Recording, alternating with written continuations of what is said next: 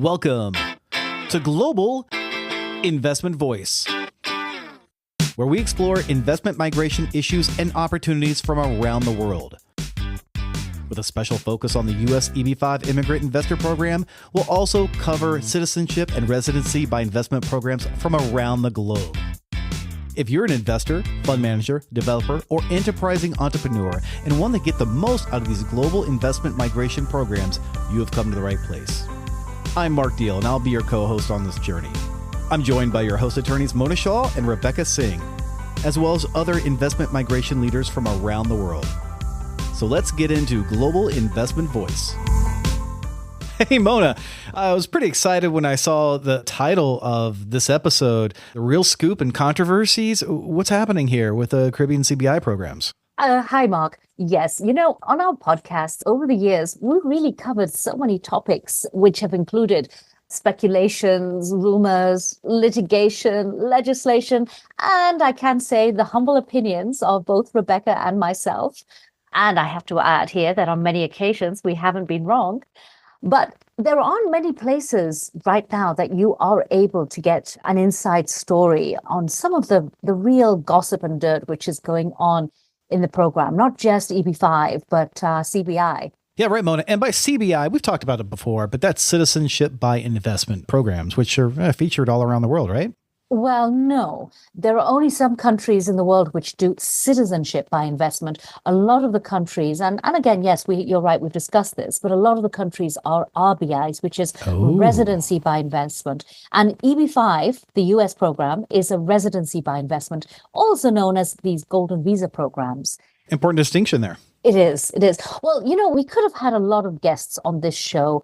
We invited guests who could talk about certain areas of the topic. But I can tell you, when you really want to know what's happening, you need somebody with knowledge, experience, and a real understanding of really what is going on, and who's not nervous or intimidated by speaking his mind. That's right, Mona. And also a trusted voice and a familiar voice on this show. Welcoming back to Global Investment Voice, Sam Bayat. Sam, welcome back to the show. Well, good afternoon. Thank you. It's nice to be with you guys again. Well, Sam, you are one of our favorite speakers, not just because you have such an understanding of these global programs, but again, as I've just mentioned, you're not scared to speak out about it. And I can tell our audience there has been a series of controversies surrounding the Caribbean or Caribbean, depending on which part of the world you're from, CBI program, not quite unlike a lot of stuff which has been going on in the US. Yes, I think our industry has been rocked by a lawsuit, and the most important aspect of it is that several prime ministers, ex-prime ministers are being named in it. Oh, well, before you get into all of that, Sam, let me just say, yeah, I agree with you. And I read, I think it was in one of the articles published by IMI, that Armand Arton was quoted by saying, "Stop using our industry as a political football."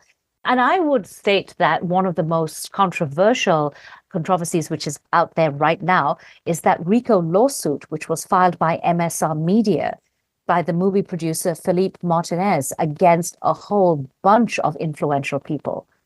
Well, first of all, the fact that Mr. Martinez has accused primarily the government of St. Kitts and Nevis of being in collusion with Galaxy, I think is a bit of lack of due diligence from their part, because Galaxy has been operating in St. Kitts and doing their, let's say, discounting way before MSR discovers where St. Kitts and starts producing movies in Nevis. Sam, who are Galaxy for our audience who may not know anything about this? Well, Galaxy is a company made of primarily owned by a Chinese lady, Mrs. Ying.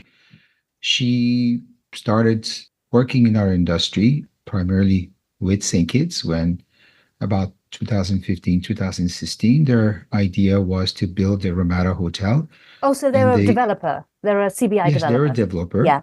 Okay. They had two projects in St. Kitts. The first one was Ramada Phase 1, and then the second one was Ramada Phase 2. This was in the northern side of the island, close to the Kitishin Hill area. Oh.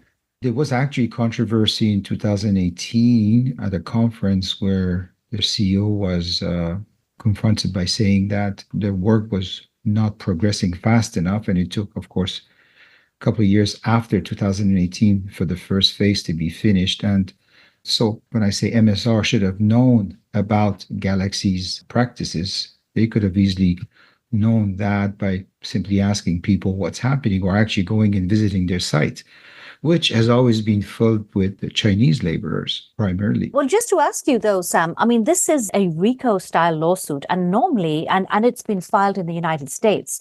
Normally, RICO lawsuits are used against mafia-like organizations. And this particular lawsuit, I mean, why it's so dramatic, it includes former prime ministers, not only the Caribbean Galaxy folk, but also, I believe, is it the Keaton real estate developers as well? Yes, but the most important one is the fact that the former CEO of the Citizenship Unit, Mr. Les Khan, is named. Oh, yes. And Dr. Douglas, which is a former prime minister, Dr. Timothy Harris, which is also a former prime minister. So they have been named, and this is quite interesting. Of course, Galaxy could have not done what they've done without people knowing what was happening, especially when they started phase two, where they were allocated thousands of units of application in order to proceed. Now, in order to fully understand what's happening in the citizenship by investment world, traditionally, applicants were contributing money to the government. And for example, St. Kitts being one of the first ones, there was the Sugar Fund, Sugar Diversification Fund. Oh, you're right. St. Kitts was one of the first programs, actually. One of the first. One is actually one of the oldest. Yeah. And the idea was to set up a fund to help relocate sugarcane workers that have lost their jobs. Therefore, this fund was to help start new businesses. So traditionally, people used to pay money to the government, and then the government, in exchange of this, if they were of a good character, they were getting their citizenship. But in about the late 2000s, more and more developers started getting in on board with this new citizenship by investment programs, where they were promising the government that we're going to build something, either residential or commercial properties, like primarily hotels. And because people will invest with us and help us to lift a project, why don't you give them the citizenship in exchange of their investments in our company? Of course, paying also a little money to the government, which we call it commonly a government real estate contribution, which is a small amount, like $25,000, $30,000, $40,000, $50,000, which Right. is a fraction of the amount which is given to the developer. Because initially, St. Kitts was charging $400,000. So if an investor was investing $400,000 and was paying a small fee to the government, they could qualify for citizenship, of course, subject of being of good character. Well, let me ask you there. You're talking about being good character, because one of the issues which really was raised in this lawsuit, I'm not saying anybody's right or wrong, but this was something that was raised in the lawsuit, was that MSR Media stated in their lawsuit that Galaxy had commissioned a Chinese company to carry out the due diligence for their project. Now, due diligence is very, very important, because that really is essentially the passport into a country. I mean, if your due diligence isn't approved, you don't get anywhere. And if there's corruption there, then there's a problem. I think these are allegations. I highly doubt that anyone could have their pinkies in the due diligence process. Why is that, Sam? First of all, there are several companies doing the due diligence. These are mostly Western companies, very credible companies. Some of them are actually American-based companies. They work independently, but of course, they paid by the government. Secondly, once the due diligence is over, before a country such as in St. Kitts to give the final approval, there is the GRCC, which is the security group within the Caribbean countries, where they have a final say as well. So I don't know how would Galaxy be able to influence the due diligence. Was there a due diligence company based in China? Could they influence them? I don't think so. I highly doubt that. Now, if we apply the world due diligence to the entire citizenship process, that's possible. The unit could have done a better job at discovering that more units were sold, how was money being transferred back and forth. That's possible. But due diligence on applicants, I seriously doubt. I don't think this would be an issue. Okay, well, that's good to know because the implications of due diligence being messed up on a program like St. Kitts and Nevis is huge. It's enormous. Well, there was a similar program called the Citizenship by Investment in Vanuatu and the Micronesia, where they did not conduct good due diligence, where several people, which were on the red Interpol list, which is serious, did get the citizenship.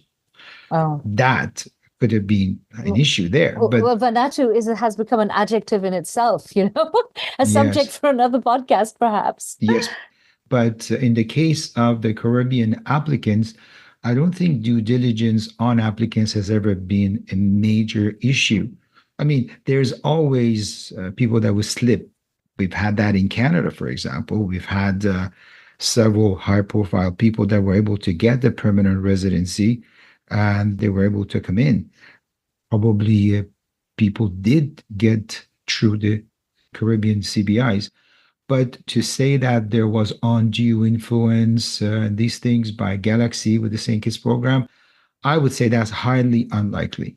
Well, I do also feel that, look, I am not somebody who would ever make a judgment on a lawsuit, knowing how you could, it's an unsubstantiated allegation, but it is pretty serious.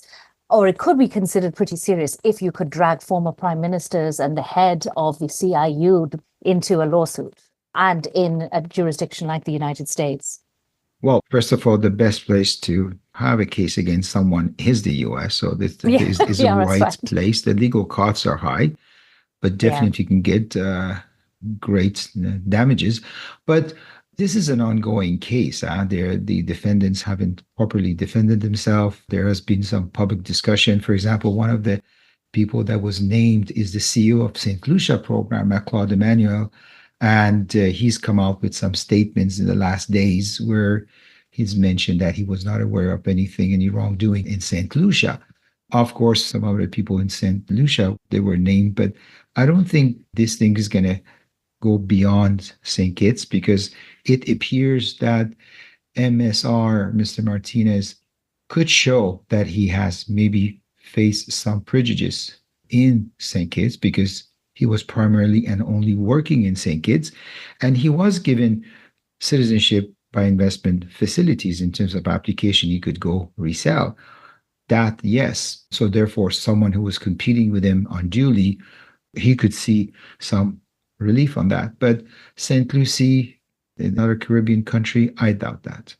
Well, that's good to know because the possibility of a spillover and tainting all of the Caribbean programs is a problem.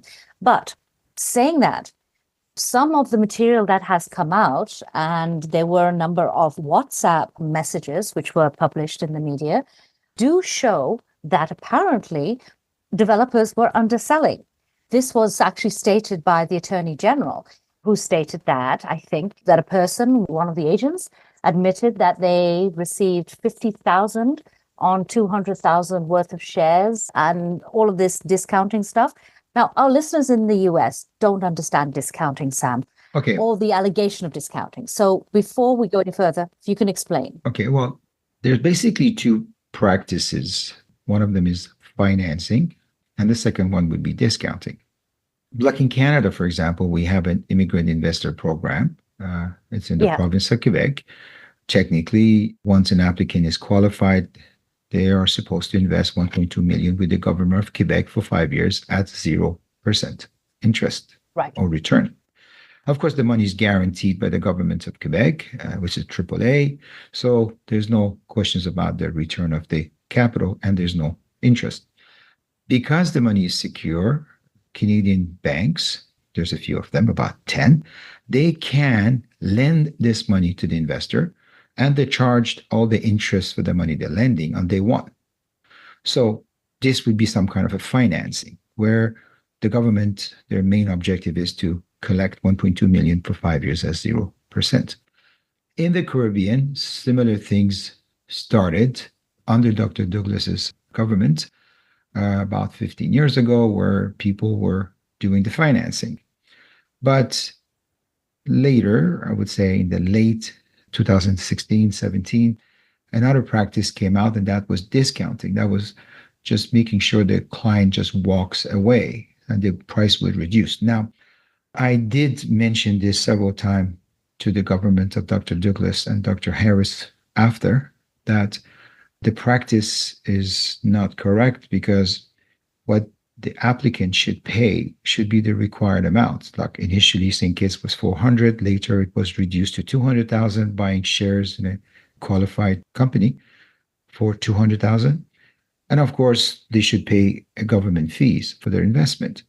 The government position has always been that, what's your problem? The government is getting their share of every applicant. But my point has always been to them that the main idea of the law is also to get that 200,000 to the government, to the island, to be invested, to create jobs, to stimulate the government, the economy.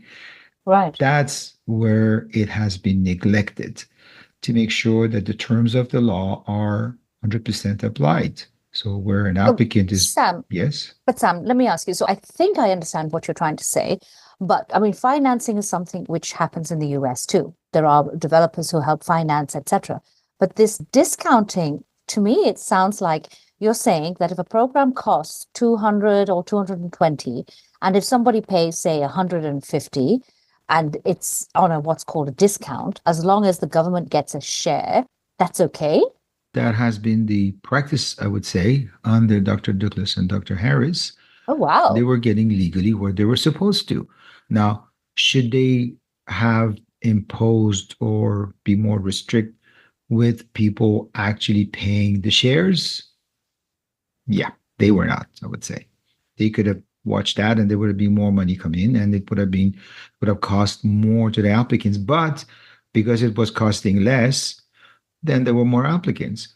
But at no point in time, the applicant has come under question because of due diligence or the bona fide applicant or their character.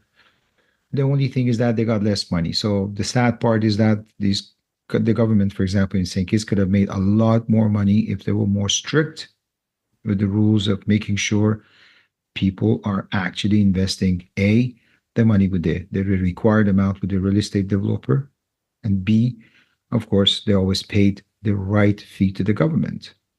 You know, this is one of the reasons I believe that the whole Caribbean CBI program has come under the gun really by the UK and the EU, all the Schengen countries, because they are nervous about people entering under a passport bought by less than what they should have.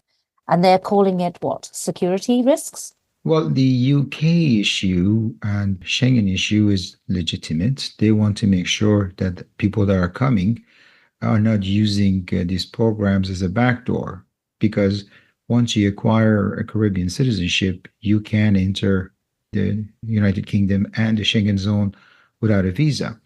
Of course, the issue that has been raised with UK particularly is that how come some people have slipped through the net, the Caribbean programs, and they were refused previously a UK visa to the UK. That was an issue, but that has been fixed now. Anyone that has visa refusal for the Schengen zone or United Kingdom is automatically refused unless they show that they were able to obtain the visa before applying. So that issue is there. But one of the main issues that will remain is the fact that the applicants applying now for these in the programs, because of the discounting, are people of lesser means. Meaning, I remember in the mid-2000s when my clients were applying for St. Kitts, their investment and contribution and all the costs were roughly around $400,000 or $500,000. And Right. in my estimate, all of them were worth at least 10 times that amount. So they were all multimillionaires. But when you're bringing the practice of discounting, then suddenly your applicants, which are paying, as you were mentioning, 50,000, for example, or 100,000. So if we keep the same rule by saying they have a net worth of 10 times what they're paying, so that brings them in $500,000 net worth. It's far less. So therefore, they're more prone. They're not the same core. They're not the same. They don't have the same attributes that applicants had many years earlier. Right. And I think there was an allegation of maybe a worker saving up, getting these citizenship, going into Europe, and then just disappearing. Well, yes, last February, the European Parliament has advised us that many applicants that have this visa-free access, primarily well, many people that are from countries that have visa-free access to Schengen zone, seem to overstay, or once they're in, asked for their status to be changed, for example, claiming refugee status. Ah, no wonder the EU and UK have had enough. Yeah, the whole refugee status issue is just another story altogether. But Sam, in a separate but equally relevant story, there were multiple sources present at a recent industry event in Grenada, and they confirmed that the Dominica's Prime Minister, and I also believe that the Prime Minister of Grenada as well, has stated that if they have any applications which have been discounted or paid less than a certain amount, those particular applications would lead to a revocation of citizenship. Well, yes. I mean, something similar is actually happening. I'll come back to the Caribbean in Turkey because Turkey has a citizenship by investment program, and I heard the number of 20,000 applications where they had paid less than the required price as per the Turkish law, because they had the law previously that if you buy a property 200,000 in Turkey, and later it was changed to 400,000. If you buy a property, then that will automatically qualify you, of course, subject of being of a good character, to apply for Turkish citizenship. What has happened in the past years, some consultants and real estate developers have proposed to applicants properties that are far less than the required amounts, far less than 200 or far less than 400,000, which is great because it's less money. But of course, they had helped them to produce estimates or evaluation of the properties which were about the same or above the required threshold, required amount, and they obtained citizenship. Now, the Turkish government has learned that of these cases, and they're revoking citizenships very easily. That's wow. not, of course, in St. Kitts too. Don't forget when the Dr. Drew, which is the administration after Dr. Harris, inherited the Citizenship by Investment Unit with their new government, they stopped processing of cases that appears to be discounted. And it appears that they want to go back and revisit certain applications, which is normal. I mean, in any country, any standards, if you don't obey terms of the law, eventually you have to pay the price. Same thing in the US. If you go to the US, if you apply for a green card in the US and you misrepresent yourself, and when you go through and you get your green card, but if they discovered, I don't know, if they discovered 10, 15 years later that you had misrepresented yourself, they can reopen your case and they could take away your green card. Well, yes, you could have a revocation of citizenship here. In fact, that happens quite often if it comes out that there's a fraudulent application for you to get your green card in the first place. There was another case recently, just last week in Cyprus, because Cyprus, they also had the citizenship by investment about 10 years ago. A gentleman called J-Lo, who was involved with the Malaysian pension fund, had applied, but had not mentioned that he had criminal issues in Malaysia. And later on, it was discovered that he misrepresented himself, misappropriated funds from that Malaysian government. And I think it was announced just a couple of days ago that they revoked his Cyprus citizenship. Sam, do you think all of these will satisfy the EU countries and the UK? Or do you think that CBI is on its way out? No, I don't think it's on its way out. It is really a program that helps governments. I mean, I've visited Dominica several times, and I can see that with CBI money, they've done great work. They have rebuilt villages, hospitals, community centers. So it really helps these countries to rebuild themselves, especially, for example, hurricane after 2 successive hurricanes. So no, I don't think they're going to go away, but definitively, as per the agreement the 4 Caribbean governments had, and I think St. Lucia will be signing it as well. So all 5 of them will agree to increase the price, work together, and I think that's going to change the whole image that everyone has of them.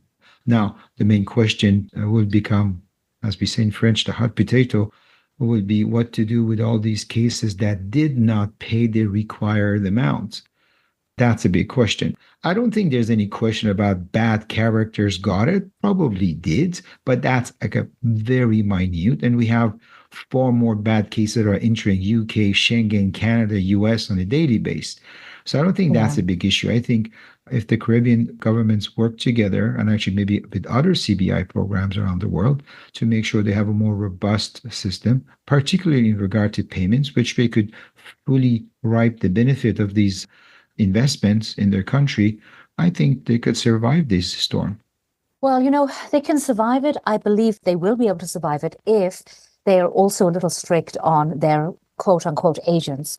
I think the problem has been, Sam, is that programs like this were wonderful. You've seen how much good they've done. Same with the EB5, but you get some bad actors or you get some, really careless agents or careless lawyers. That's where the problem starts. I think the main issue is with the government, and you're right. They opened up the whole industry to newcomers, which didn't know how to play this game correctly, and they wanted to get immediate gratification, clients, and profits. For example, in Canada, we have a similar issue now with something called the startup visas, where the idea initially 10 years ago was to attract minds with great projects. Now, if you come to Canada, well, we just changed it 2 weeks ago, but during this last 10 years, you could come, you can just promise that, oh, I have a great idea. It's, it's a startup project. They'll let you in, but there was no conditions for you after you got your permanent residency, or you guys say green card, to actually implement that idea, So my advice to my government in Canada has always been enforcement. Yes. Go after them. Say, hey, Yes. you promised you were going to come here, start a company. We were simple minded. We did not impose a condition on you to actually set it up, but you misrepresented yourself. You lied. Your intention was never to come and set up a business, because from the moment you came to this country, there was 4 of you. Everyone went to different cities and you guys assumed jobs. You worked. You didn't even register the company or try to hire people in your company to work. So right from the beginning, your intention was to defraud us. Well, if enforcement in Canada would be after these guys, there's a couple of high profile cases, people will know, oh, wait, we can't just cheat. Same thing in the Caribbean. I think if people that paid less than what was required were seeing their citizenship canceled, and this would become very public, and the consultants involved were also lose their rights to work with the units as a representative or service provider, then people would understand that they're serious. Hey, Mark, didn't I say that Sam had a lot of knowledge? You did, Mona. Well, we covered the RICO suit that was filed, the alleged corruption of the Caribbean citizenship by investment programs, and some of those integrity concerns around due diligence. He didn't even limit himself to his knowledge of the Caribbean. I mean, he really is, honestly, a world-class guest, which is why he's been so important to global investment voice. I know. And Sam, thank you. We will talk about Turkey and Vanuatu and Cyprus again. But at this point, let me just ask you, you see legislative changes, which you've just mentioned, you see them coming in. Do you see that as really strengthening the Caribbean programs and CBI as a whole? Oh, absolutely. I think the 5 prime minister, and I have seen them, I've sat and talked with them face to face in private. They're all very adamant to keeping these programs alive as an income stream for their governments, keeping their reputation, and then also another way of bringing foreign direct investment, because some of these investors or applicants do actually come in and invest. I mean, that is important. So yes, they can see a lot of legislative changes. I definitely think the prices are going to be increased, at least doubled by this summer, probably after July. I see more measures as per the Americans' recommendations, such as interviewing applicants more better, verifying their identities. I worked in a project with the 5 Caribbean a couple of years ago where we were actually going to use VFS centers. VFS is one of the global leaders in visa processing. They do about 20. Yeah, they do the UK. Yeah, they do UK. Yeah. They do about 25 million visas applications. They have Oh, gosh. 2,200 offices around the world. So the idea was for every applicant to go to one of their offices to have their biometrics, their digital photo, fingerprints, everything taken, and also some of their basic documents like birth certificate, marriage, passport, verified, the original. So the governments, the Caribbean governments will absolutely be sure that the person applying is who he is. I think measures like this could come in, straighten the processing, the due diligence, and of course, price-wise, and maybe legislations such as in St. Lucia, where I think Article 14 or 8, where if someone commits a crime within the first 7 years of obtaining citizenship, they could lose it if that crime has a jail term of more than a year. By the way, Malta has the same legislation. So yes, the more enforcement, post-citizenship, better processing, higher price. And of course, I think the biggest thing we need is the space where the consultants and representative and service providers are working. That space needs to be cleaned up. There's a lot of little people where they have absolutely nothing to lose, just money to gain by introducing bad applicants and discounted price. Sam, thanks again for coming on the show. It's a pleasure. Thank you. Thank you for having me again. It was lovely talking to both of you. And until the next time, Sam. Thank you for being with us today on Global Investment Voice. Do you want to get the most out of global migration and citizenship opportunities? Then head on over to our website at globalinvestmentvoice.com. From there, you can easily search and stream from hundreds of podcast episodes, as well as stay current with the latest migration news and investment opportunities by joining our insider newsletter. The topics presented in this podcast are informational in nature only and are not to be taken as specific legal, financial, or investment advice. Mona, Rebecca, and their legal staff can be reached at mshawlaw.com or by calling their New York office at 212-233-7473.